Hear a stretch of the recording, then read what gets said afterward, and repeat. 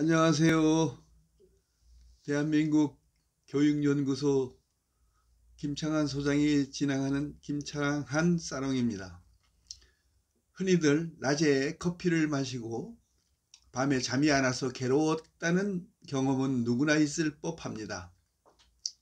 그래서 오늘 이 시간에는 그것을 즉시 해결할 수 있는 특급 비책에 대하여 여러분과 함께 말씀을 나누고자 합니다. 그러기에 앞서 우선 우리가 흔히 놓치는 커피에 대한 사용 설명서를 논의한 뒤에 말씀을 드리고자 합니다.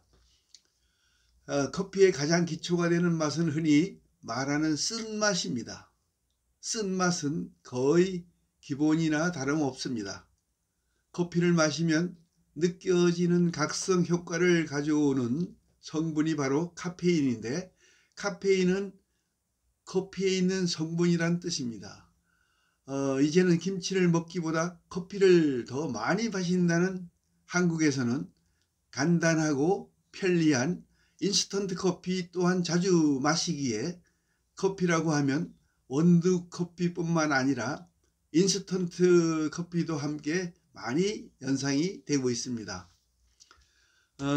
커피의 효능으로는 첫째, 학습 능력 향상으로 고려대학교 병원이 국제저널에 발표한 논문에 따르면 커피를 마신 후에는 뇌의 활성도가 더 높아져 집중력과 학습 능력이 향상된다고 합니다.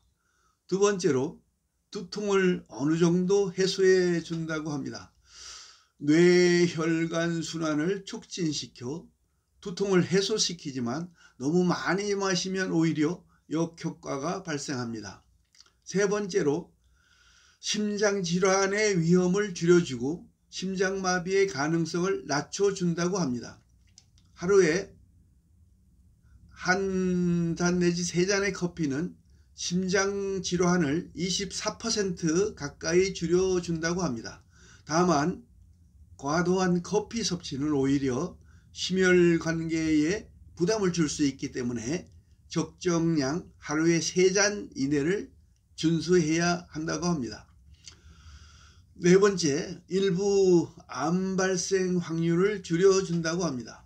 하루에 커피 2잔 이상 마시는 사람은 간암 발생 확률이 50%나 줄어든다고 합니다. 또한 연구 결과에 따르면 여성이 유방암에 걸릴 확률을 크게 줄여준다고 합니다. 하지만 부작용으로 가슴의 사이즈 감소가 있을 수 있다고 하니 조심하여야 되겠습니다. 다섯 번째로 커피의 효능으로 기분을 좋게 만들어 준다고 합니다. 커피를 마시는 습관은 치명적인 우울증을 막아준다고 합니다. 하루에 2 내지 4잔의 커피를 마시는 사람의 자살 확률은 극히 낮다고 합니다. 여섯 번째, 심한 운동을 마친 운동선수들의 회복을 도와준다고 합니다.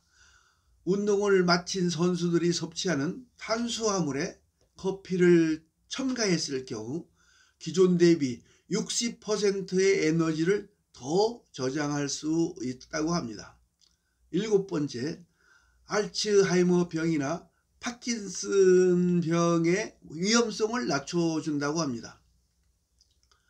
카페인은 뇌세포를 파괴하는 콜레스테롤을 억제하므로 하루 몇 잔 정도의 커피는 관련 병을 억제한다고 합니다. 여덟 번째로 빈속의 커피를 과다하게 마시는 것도 위험의 원인이나 자신이 위장질환을 앓고 있다면 너무 많이 마시지는 말아야 한다고 합니다. 위장질환이 없더라도 빈속의 커피를 마시면 속이 쓰리거나 뭔가 메스껍다고 생각하는 사람이 많습니다. 가급적이면 식사 후에 먹거나 최소한 커피와 다른 다가류, 빵 등을 같이 먹는 것이 좋습니다. 커피는 커피 안주와 함께 잡수시면 좋겠다고 생각합니다. 다음은 커피의 후유증으로는 다음과 같이 열거해 보면, 첫 번째 불면증인데, 과다 섭취 시 카페인이 중추신경을 자극하여 불면증을 유발할 수 있다고 합니다. 카페인에 대한 민감도에 따라 다르지만 잠들기 최소 6시간 전에는 섭취를 하지 않는 것이 좋습니다. 다만 섭취하는 양에 따라 커피에 내성이 생길 수도 있기 때문에 개인 간 불면증의 차이가 존재합니다. 두 번째, 일사병인데, 운동선수나 야외에서 시행되는 직종들은 대부분 평소에도 태양에 노출되어 있고 소모되는 수분량도 상대적으로 많기 때문에 업무 이후에 과도한 커피 섭취를 삼가야 합니다. 특히 평균적으로 기온이 높은 여름철에는 일사병 등의 원인으로 작용할 수 있으므로 주의해야 합니다. 세 번째로 카페인에 의한 유발성 두통인데, 드립 커피 기준으로 하루에 5 내지 6잔 이상씩 2년 정도 마시면 60% 정도에서 카페인 유발성 두통이 생긴다고 하네요. 카페인 자체는 뇌혈관 순환을 촉진하여 두통을 줄여주지만 반발성으로 카페인이 없으면 두통을 유발시킨다고 합니다. 이번에는 커피의 중독에 대해서 한번 여러분과 말씀드려 보면, 금단 증상 같은 건 없기 때문에 과학이나 의학적으로는 중독으로 분류하지는 않아요. 그러나 커피의 카페인은 가벼운 각성작용이 있는데 그 효과에 너무 익숙해져서 그 상태를 유지하기 위해 효과에 따른 의존성으로 계속 커피를 찾게 될 수도 있습니다. 자신이 하루에 4잔 내지 6잔 이상을 마신다면 카페인 중독을 한번 의심해 봐야 합니다. 참고로 개인이 카페인 중독 여부를 확인하려면 한 3시간 내지 4시간 정도 커피를 안 마시면 알게 됩니다. 카페인이 체내에서 작용하는 시간이 보통 3시간 정도이니까 말입니다. 위와 같이 커피의 재반 사항에 대하여 알아보았습니다.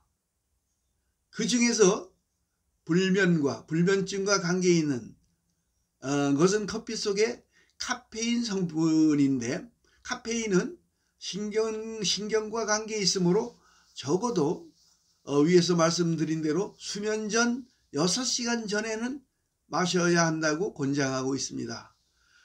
그래서 대개 오후에는 커피를 여러분들이 잘 마시지 않는데, 간혹 커피를 마신 날에는 분명 불면에 시달린다는 사례를 너무나 주위에서 많이 들어서 알고 계시죠?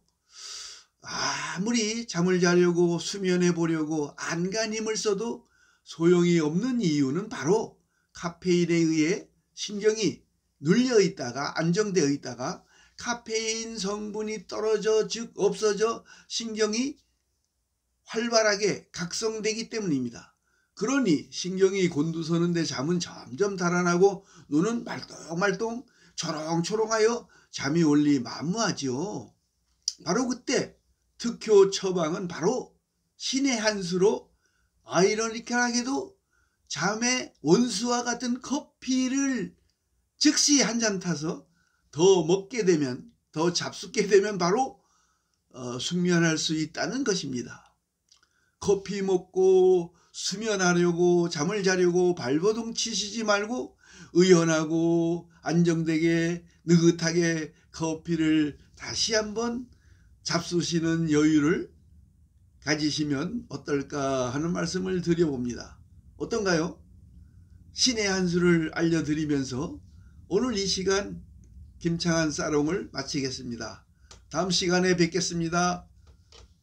이상 대한민국 교육연구소 소장 김창한이었습니다. 안녕히 계십시오.